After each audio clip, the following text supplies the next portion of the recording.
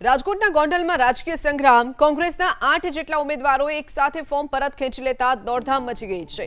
ગોંડલમાં ભાજપ કોંગ્રેસના કાર્યકરો વચ્ચે બબાલ થઈ। ફોર્મ પરત ખેંચવાના અંતિમ સમય પર જ જોરદાર બબાલ થઈ। કોંગ્રેસના યતીશ દેસાઈએ ભાજપના નેતાઓને પડકાર ફેંક્યો। પ્રફુલ્લ ટોડિયા, રાજેન્દ્રસિંહ જાડેજા સહિતના નેતાઓને તેમણે પડકાર ફેંક્યો। ભાજપના નેતાઓ પાણીયારા હોય તો આવી જાય તેવો યતીશ દેસાઈએ પડકાર ફેંક્યો છે। કોંગ્રેસના યતીશ દેસાઈ આક્રમક મૂડમાં જોવા મળ્યા હતા। અત્યાર સુધીમાં ભાજપના 12 ઉમેદવારો બિનહરીફ જાહેર થયા છે। અંતિમ સમયે જ કોંગ્રેસના લગભગ 8 જેટલા ઉમેદવારોએ પોતાના ફોર્મ પરત ખેંચી લેતા કુલ 12 ઉમેદવારો બિનહરીફ ભાજપના જાહેર થયા છે।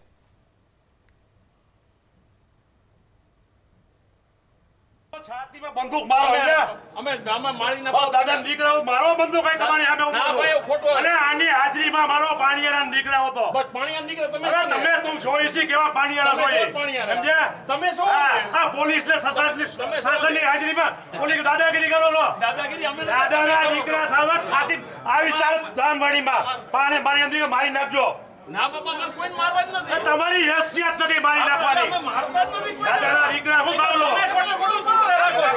સોશિયલ મીડિયા અને આવાને દબાવો છો કોઈ દબાવતા નથી આવા ફોન પાછો કરો દબાવો છો કેમેરો હાલે છે એના નેતા છે ભાઈ ઓ કેમેરો બંધ હોય જાય આપણે રાજભા એ રાજભા કેમેરો બંધ હોય જાય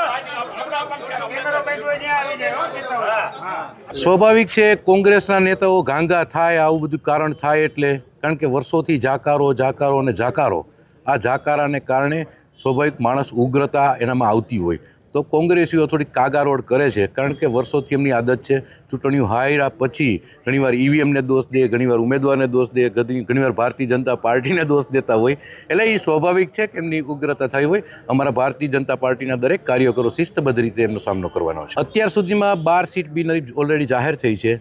બીજી તો આજે ફોર્મ પાછું ખેંચવાની પ્રક્રિયા પણ હજી ચાલુ છે એટલે આજે સાંજે આપણને ખ્યાલ આવશે।